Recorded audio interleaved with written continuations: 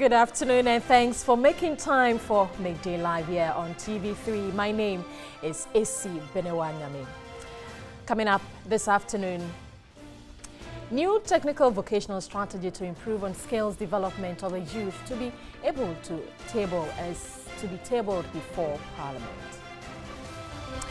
3,300 infant deaths each year attributed to suboptimal breastfeeding practices. And on the foreign front, jubilation and protest as President Uhuru Kenyatta declared winner for the elections. Details of these and other stories coming up in the next 1 hour.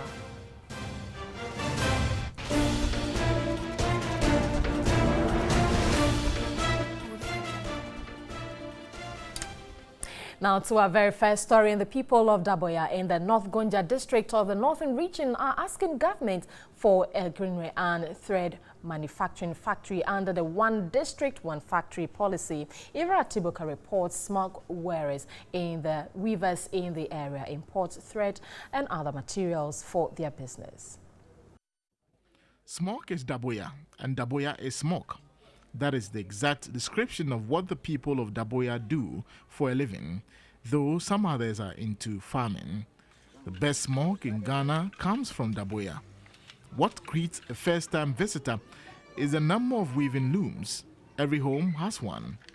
Passed on from generation to generation, inhabitants are known for their quality handmade smokes. The production chain of the local fabric employs many. From dyeing through to the finished product, many depend on it for their livelihood. Women provide the chemicals for dyeing, and the dyeing pits are always full of active men engaged in income-generating activities. Other businesses also spring up from this to make their work complete. The smoke industry has reduced rural-urban migration. Most young men and women have stayed back to work in the industry. After you completed SS, you don't have anything to do. Then you have yourself engaging yourself here. You don't go around, go to some places, suffer. You don't have a shelter, a place to sleep.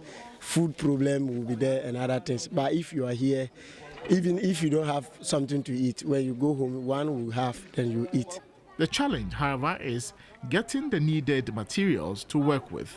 They say a factory to produce the materials, especially the thread, will make their work excellent.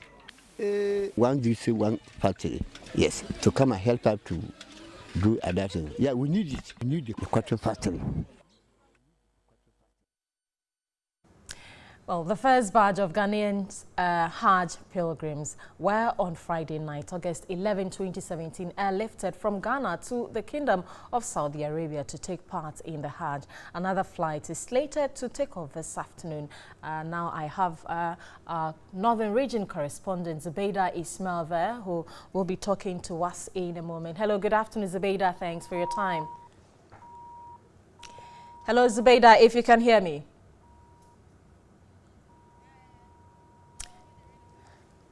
Well, so the first batch of Ghanaian Hajj pilgrims were on Friday night, August 11, 2017, airlifted from Ghana to the Kingdom of Saudi Arabia to take part in the Hajj. Another flight is slated to take off this afternoon, and our Northern Regional correspondent Zubaida is there to bring us up to speed on happenings there. Hello, good afternoon, Zubaida.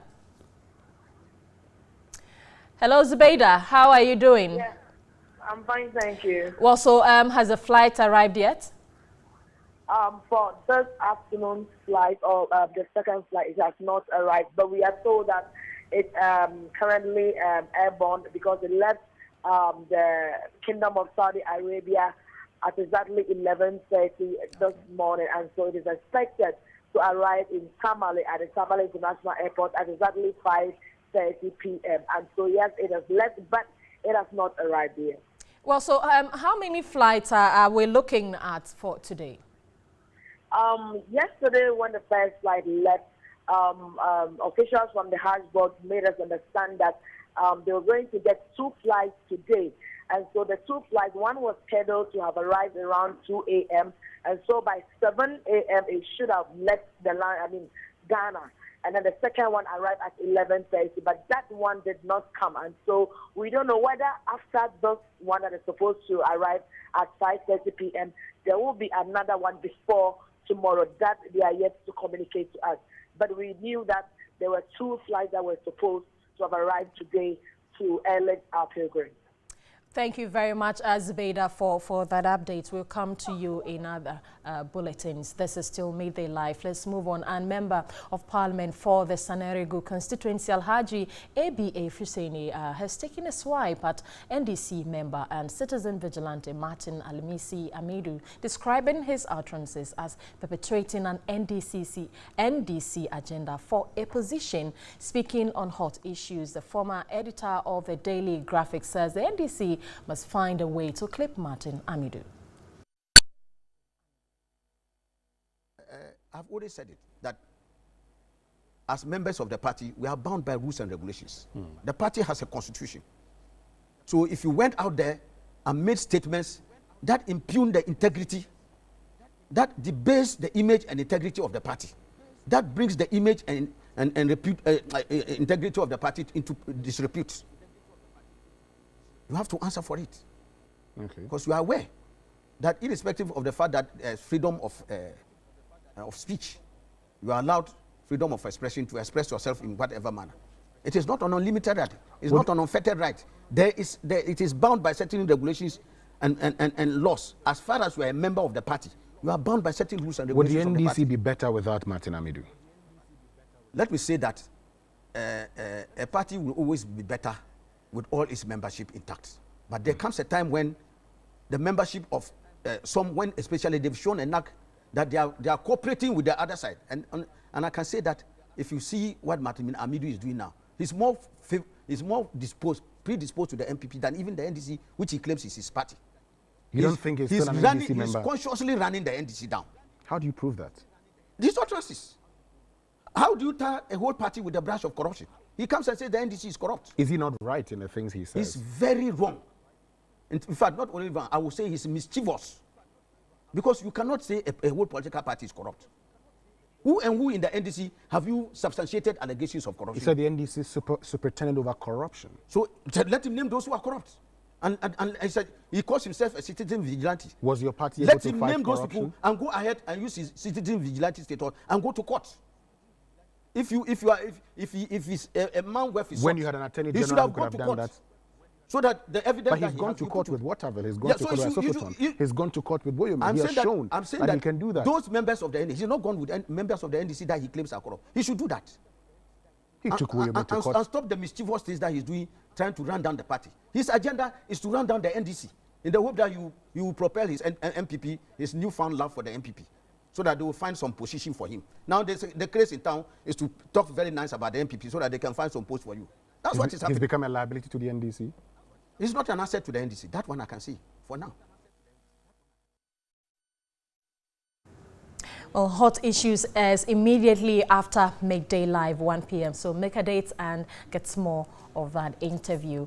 The Ghana Health Service estimates that suboptimal breastfeeding practices contribute to about 8% of infant deaths, or about 3,300 infant deaths each year.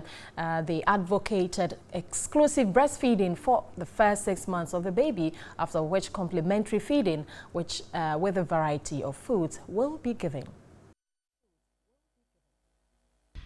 Breast milk contains antibodies that help babies fight off viruses and bacteria, and also lowers the baby's risk of having asthma or allergies.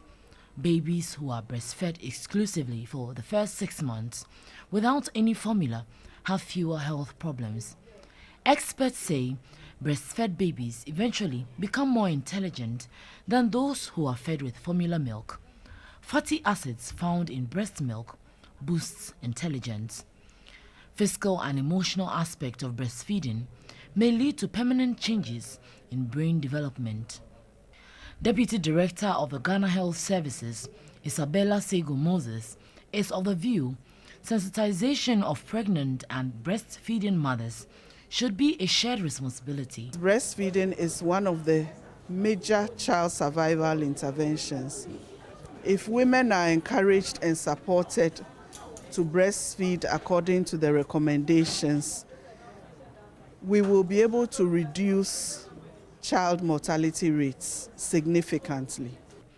She is confident an extended maternity leave from 3 to 6 months will help mothers give exclusive breastfeeding to their babies. If the baby is put to breast immediately after delivery, the woman doesn't lose so much blood. A woman who breastfeeds her baby is at decreased risk to breast and ovarian cancer. According to the United Nations Children's Fund, UNICEF, improved breastfeeding practices in Ghana will prevent over 1,600 infant deaths each year. Well, now let's look at the issue of the compulsory at old levy. And the implementation of the policy has been met with public outcry, with public opinion divided, as some are calling for broader consultation and others calling for outright rejection. Passed in 2012, the LI 2180 was given 5 years fallow period, after which it would jump to life in 2017. Fees per year for both commercial and non-commercial vehicles, depending on tonnage, range from 20 cedis to 200 cedis. The Chartered Institute of Logistics and Transport Ghana has added its voice to the call on the government engagement in wider consultations before the implementation. Let's speak with Dr. Godfred Asiedu-Dartey, who is the Vice President of the Chartered Institute, DAQA, Institute of Logistics and Transport Ghana, in charge of roads, to talk to us more about their stance. Good afternoon, Dr. Dartey, and thanks for your time. Good afternoon. Well, so the Chartered Institute of Logistics and Transport Ghana, you are against the mandatory toll levy. Why so? Yeah, the position of the Chartered Institute of Logistics and Transport is clear.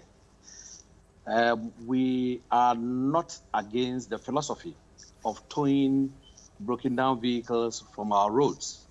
We know that vehicles that have bad drivers drive their vehicles into a broken down vehicles. Drivers who are not well trained drive their vehicles into broken down vehicles. However, if such menace is going on and we want to find out a solution of bringing out such vehicles from the road so that the road can be free from obstruction and vehicle can flow well on the road, nobody will be against that. And Chartered Institute of Logistics and Transport is not against it. However, the implementation of the levy is our problem. There are so many issues that we found wrong about the implementation, and we can list them. But for time, I will speedily list some few, and probably we can discuss them. First of all, probably the salient ones. Yeah, how can such a national towing fee be a monopolistic idea? I mean, the project be sold to one company to organize such a training. Why is there about 10 regions in Ghana and so many towage companies in Ghana already and giving it to one person? Two, the contract document that they signed among the National Road Safety Commission and the towage contractor is also kept in secret. Public is not aware of that contract.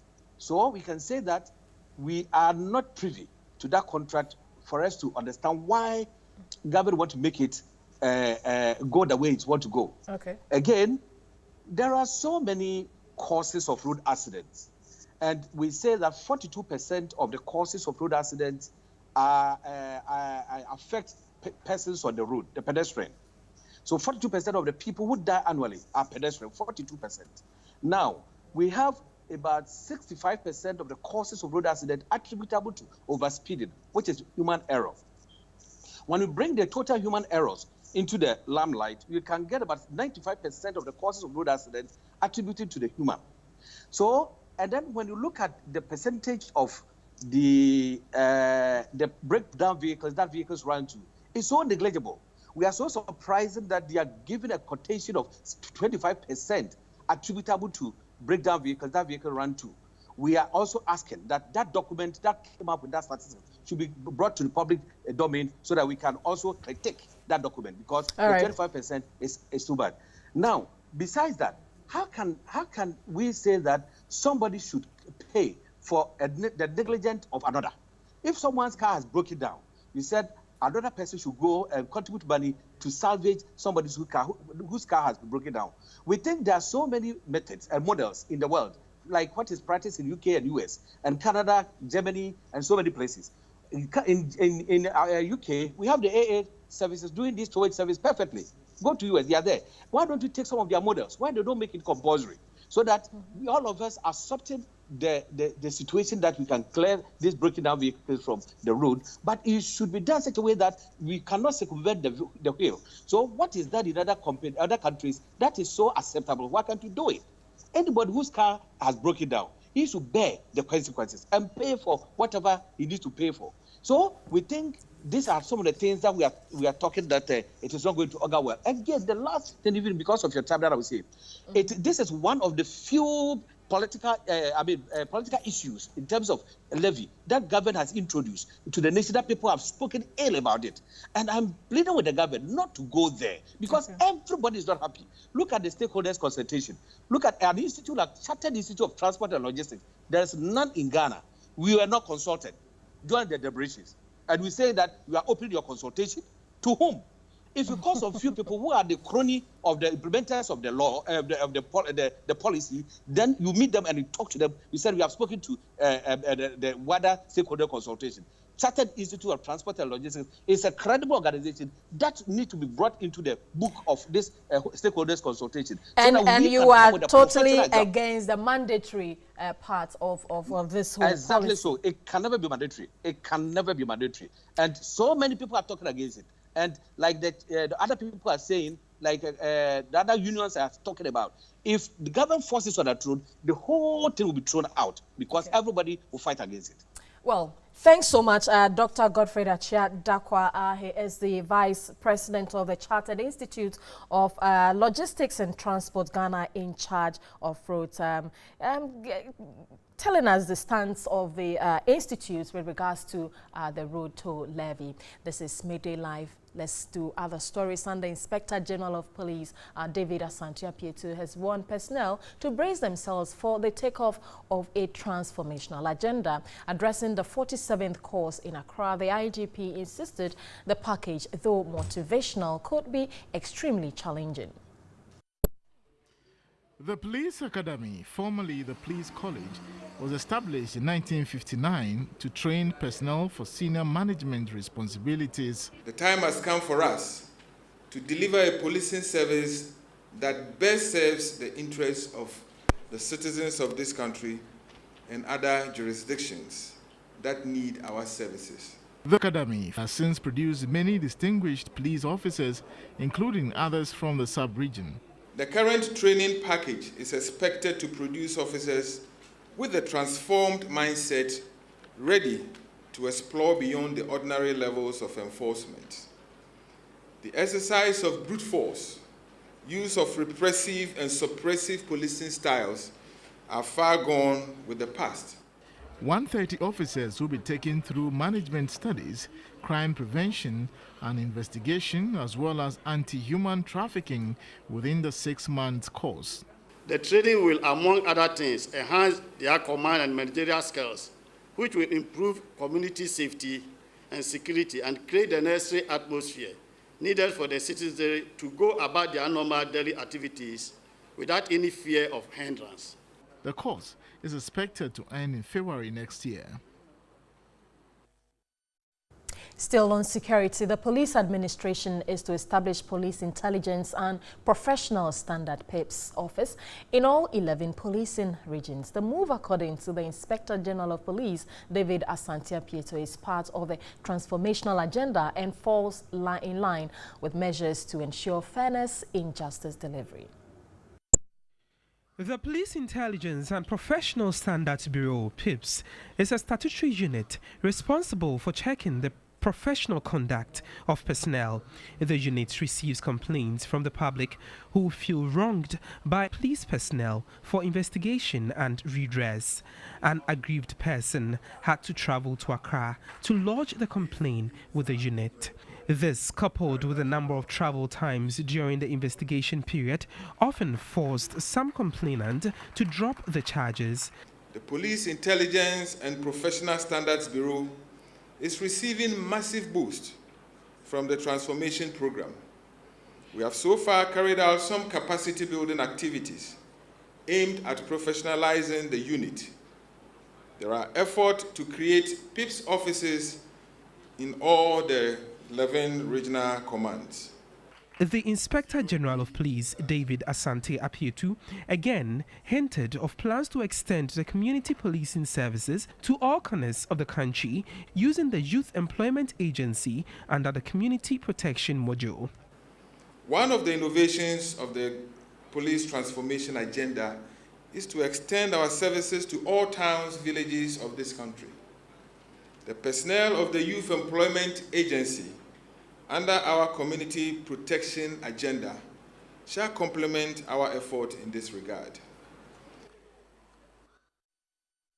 In a related development, all private security companies will soon use only 2 sets of standardized uniforms in the country. The Director General of Private Security Directorate at the police headquarters, DCOP Paul Manley Awini, told TV3 the proposal, which is in an advanced stage, is to regularize operations to reduce conflicts associated with uniforms. 17 private security companies have currently registered and are in good standing according to available data at the Ministry of Interior. There are scores of others operating illegally or have registered but are not in good standing.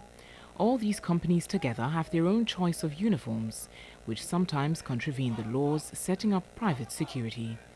The uniforms bear resemblance to that of the police, military and other state security services. These, the police contend, undermine state security, hence the recent action to clamp down on the practice. Even before the exercise could gather momentum, the police service has come out with a new strategy to permanently deal with the challenge. We are going to adopt 2 sets of uniforms for all private security organizations in the country.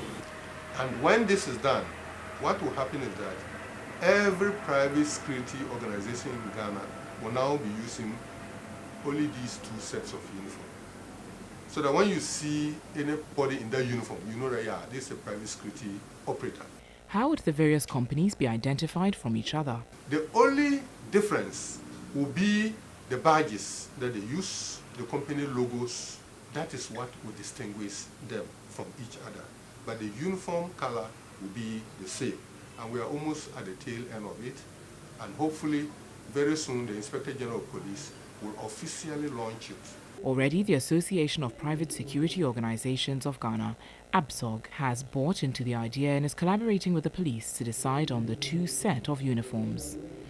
Currently, the 2 bodies have jointly selected white as one of the colors and are yet to agree on the other color.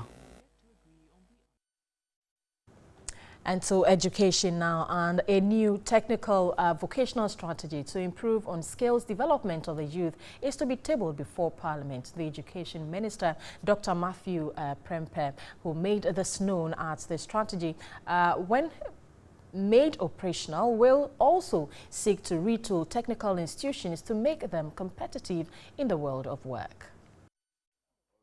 The Education Minister gave the hint when executives of the Commonwealth Association of Technical Universities and Polytechnics in Africa called on him in Accra. Discussions centered on improving technical and vocational training in Commonwealth countries and the need to use science and innovation to improve on manufacturing and infrastructure in Africa. Secretary General of the Commonwealth Association of Technical Universities and Polytechnics, Dr. Olubomi Nwosu, expressed confidence in relying on technical and vocational education training in poverty reduction. We believe the transformation of technical colleges that have the requisite capability and polytechnics to universities of technology is very, very important in making TVET attractive to our youth, and also in strengthening these institutions to be really involved in the relevant applied research and innovation. The sector minister expressed government's determination in improving technical education. He said cabinet will soon table before parliament a new TVET strategy. Technical educators must change. I've seen in the law that you still claim you can do 40%, none other things. We will probably tighten it for you. We will prefer you to do 90% technical education and vocational education than to do 60-40, where the 40 will be other courses that other public systems can cater for. We would like you to stay focused. We would like you to train people. We would like you to train people in the employable skills. The minister said government would retool technical institutions. We've secured a huge loan to make sure that the tooling that is going on is just right, so that we don't get the excuse. As at now, I think some of our technical universities are probably as tooled as the universities I've seen abroad. Sustainable development cannot be realized without peace and security. This year's International Youth Day is focusing on the need to channel the energy of the youth into activities that will promote peace. International Youth Day, instituted by the United Nations in 1999, is observed annually on August 12 to create an opportunity for governments and others to draw attention to youth issues worldwide. This year's event is designed to celebrate young people's contribution to conflict prevention and transformation, as well as sustainable peace. Attention was drawn to the youth not to invest their energy in activities that do not bring peace due to lack of employment. We did a survey to find out, especially from the young people on the streets, why they think that they want to continue to find themselves on the street hawking. And they indicated to us that it is not an area that they think has a livelihood for them, but with the current situation, this is what they can do to keep themselves going. And most of them indicated they wanted to learn some trade. The program also focused on how educational systems can equip the youth to take higher responsibilities.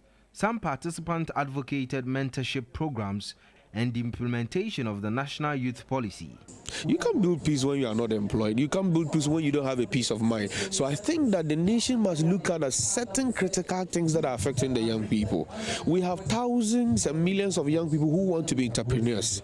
But we so much focus on those who are already in the sector and they are doing very well, forgetting these young people, saying that they are rigs, cohort and whatsoever. No, we should focus on those who want to create the jobs themselves and employ their own colleagues. At the beginning of this year, the Upper East region was noted as the region with the highest rate of teenage pregnancy in the whole country. And right now, Talinsi and Bongo are leading. The main cause was poverty. And then the second main cause was peer pressure. This year's theme is on youth building peace.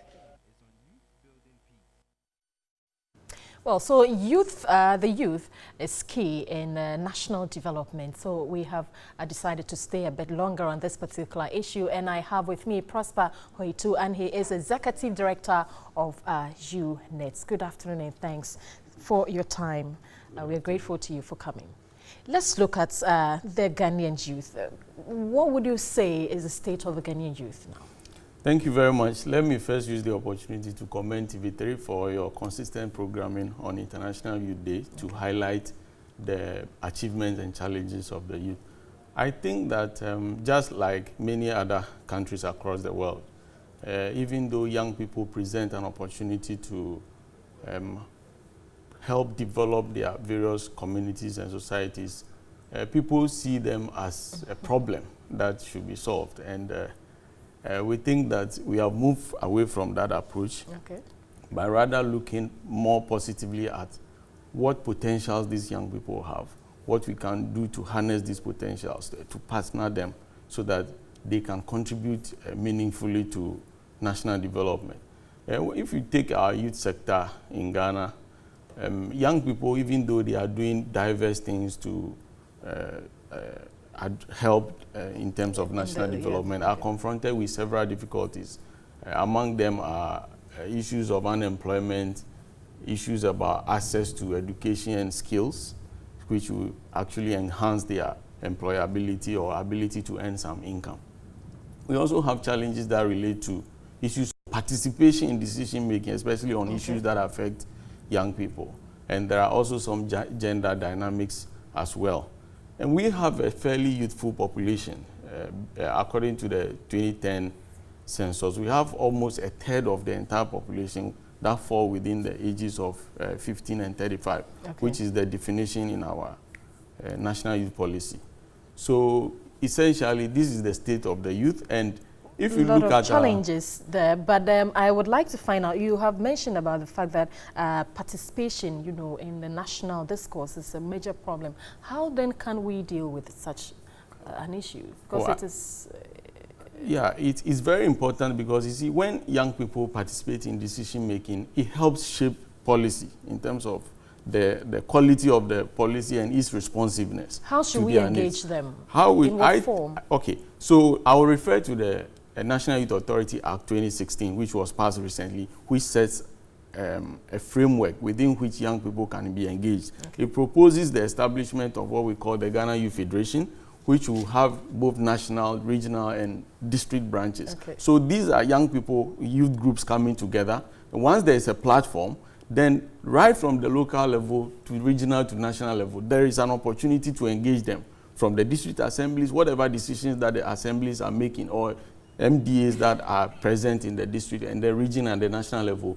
All these institutions can engage them on various issues so that their perspectives can be harnessed. I hope your team would push forward for this to materialize. Yes. We're so grateful to you for coming. Right. Thanks so much. I have been speaking to Prosper Hoitu, and he is the Executive Director of UNET. This is Midday Live. Let's do medical notes now. And on medical notes this afternoon, my colleague Akosia Ejesono speaks with a fertility counselor, Dr. Florence Knapp. The topic for today is psychosocial problems associated with infertility and their possible prevention.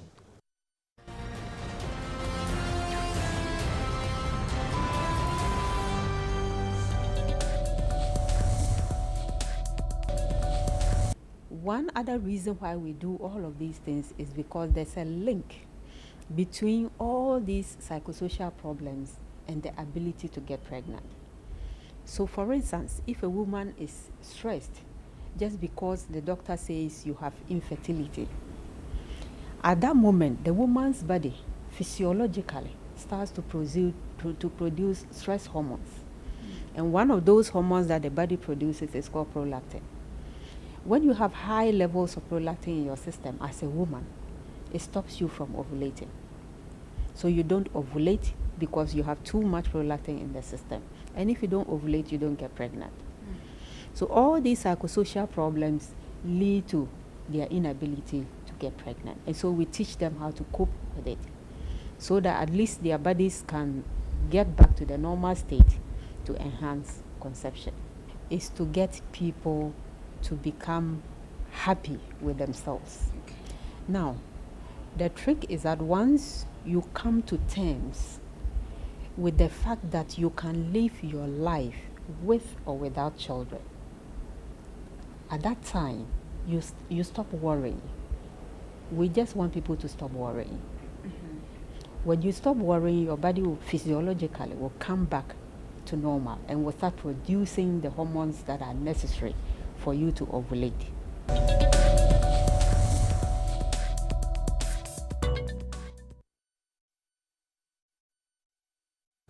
Well, informative piece over there. We take a breather here and we will be back shortly with more. Stay with us.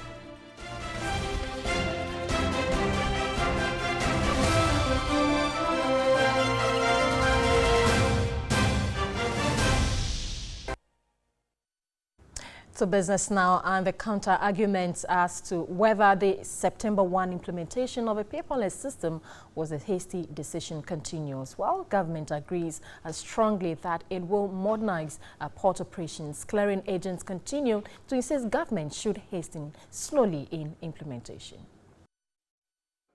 Clearing agents have cautioned government over the implementation of the paperless system.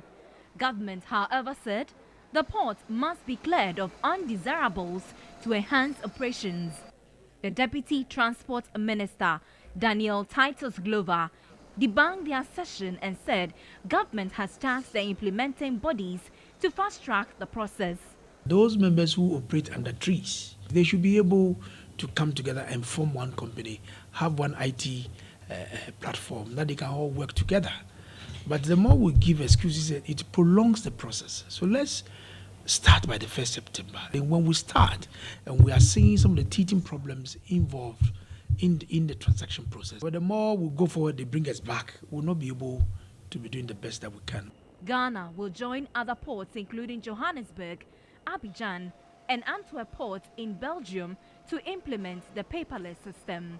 The paperless transaction is an IT-based system which will phase out all hitherto human interactions. The transaction will also cut down delays and maximize revenue. The shippers or the importers need to be very transparent. If they are not sincere to the customs division, and they identify that, look, whatever information you are sharing with me is not the best thing, is not the right thing, it will affect the process of clearance. So I think they need to be honest. Government needs revenue to develop this country. The first piloted project has commenced at the Takoradi port, while Tema Port will start implementation by the close of the month as part of the monitoring and evaluation of the paperless transaction system. And I have Asaki Samson Awing-Tobit. He is the Executive Secretary of the Importers and Exporters Association of Ghana, to look more into this issue. Good afternoon. Thanks for your time. Good afternoon. It's been a while. Yes, that's true. You managed to pronounce my name, but it's not Awing-Tobit. It is Awing-Gobit. Awing-Gobit, yes. Right. Yes. Thank you for that correction. But let's look at the issue at hand, paperless system.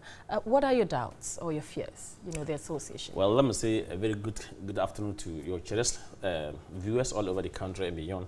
I think that from day one, I have made it clear and loud that paperless will be good for importers and exporters in the country, and for the country as well, because of the stress that agents and importers goes through to clear cargo in our port. However, we have countries that we can learn from, like Port Antwerp, Port Dubai, or Singapore port. They are doing paperless.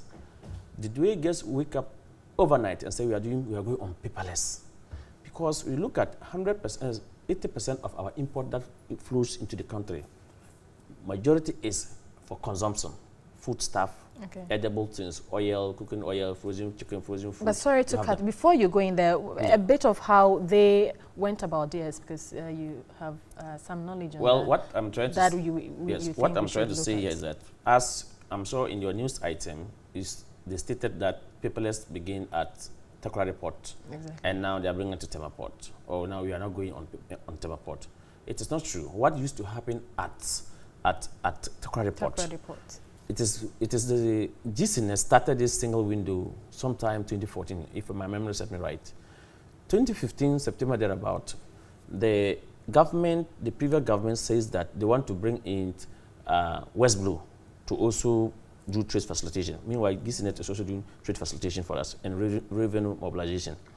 But because the DIC, the Destination Inspection by them, were supposed to come and train custom and transfer technology to them, they didn't do that. So this software were going to help custom to do their mandatory work, and that was why we agreed with that. So we are saying now that we have these two systems working concurrently, with this paperless, can we make it on piloting basis using non-perishable cargo? Because we know for sure that our internet system, that fiber optic that we are using, it is not constantly running. Sometimes we do have, even with GCNet and West Blue running, and we are clearing cargo at the port, we still have issues sometimes when they have to produce CCVR at the Custom Bureau Technical Center, at the Custom Headquarters. It takes, by custom mandatory, they say that within 48 hours, they should be able to produce CCVR for an agent to go to the long room and start doing compliance processes. But we know for sure that it takes us more than weeks and 2 weeks now, as we speak, for them to generate CCVR. Yes, they are already doing, they will tell that what they are doing on the system is still the paperless. But we know that systems sometimes do fail. And so if there's no any contingency in place, that in case the system break down, what do we do? Because me, I will only support paperless if I see that the importers will not end up paying demurrage and rent, and that's the purpose. Okay. And also, not casing documentation amendment here and there, other GPHA, other shipping companies or terminal operators and stuff like that. But everybody can see on the net. An agent don't need to enter the port, or an importer doesn't need to go to the port when they have not booked you. So we want to even know that what time, if from CCVR Center to compliance, which the Vice President is even advocating that there won't be compliance when we go on paperless on 1st September. But custom is protesting that they still want to have compliance to do validation. Okay. And so what would be the time outline? Because we are all talking about paperless, but if we're not talking time frame, that if you booked, what time will custom say we are ready to go on examination?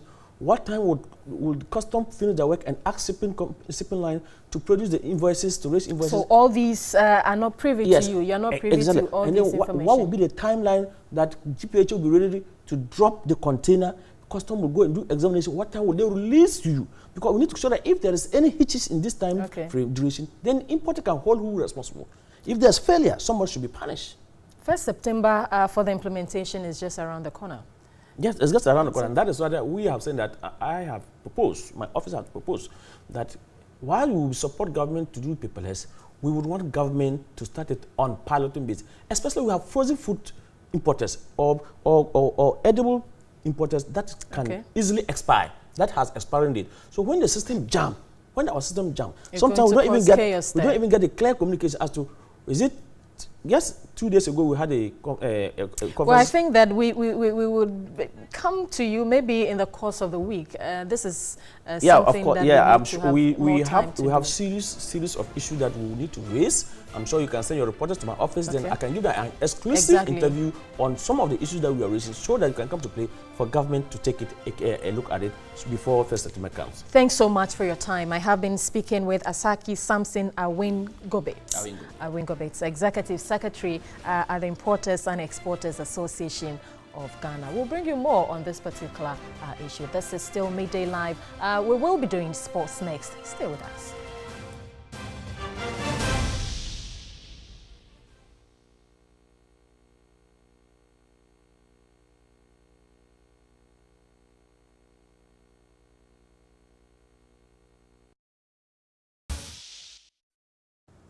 TV3's caricature and political cartoon brand Tilapia Cartoon is fast catching on. But have you wondered how those satirical masterpieces are generated? Owusu Warai walks us through the creative world of the cartoonist Tilapia.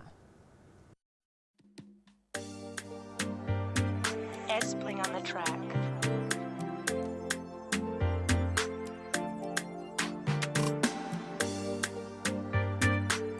Caricatures are loved by many as it affords them some good laugh. TV3's caricature brand Tilapia Cartoon is second to none when it comes to eliciting hilarity. Born Michael Tete Ajekpe, Tilapia is the creator of the amusing masterpieces.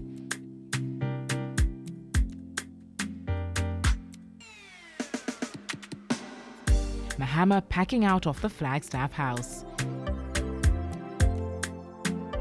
Nana Konedu and DKB make peace. Perfecting his act didn't come easy. I had this mate.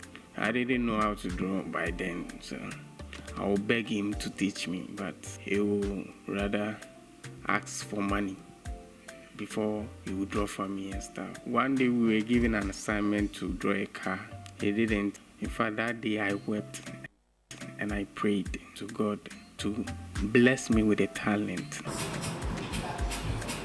Out of the determination to improve his poor drawing skills, he fell in love with the art form. That day when I went home, I tried to sketch my siblings. We had a family album, so I went through and tried to sketch. So that was how it all started. And as I kept practicing, my sketches improved. He was hugely inspired by the cartoon work of Electra when he enrolled at the Vision Art School to pursue art professionally. The moment I saw the work, I fell in love with it. That's how come I started pursuing cartooning.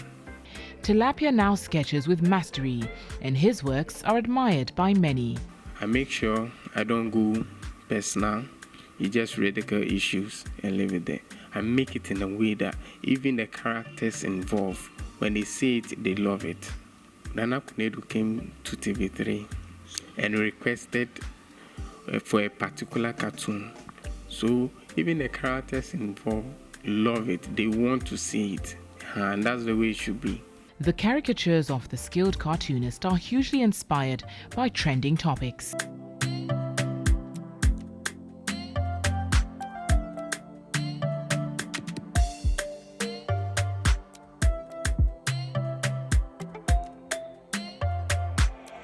But how is Tilapia's typical day like?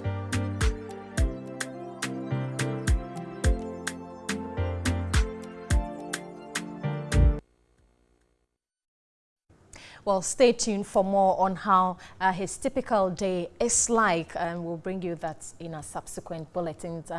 But right now, though, that's it for Midday Live. My name is Asiedu-Dartey. Thanks so much for watching. Enjoy the rest of our programs.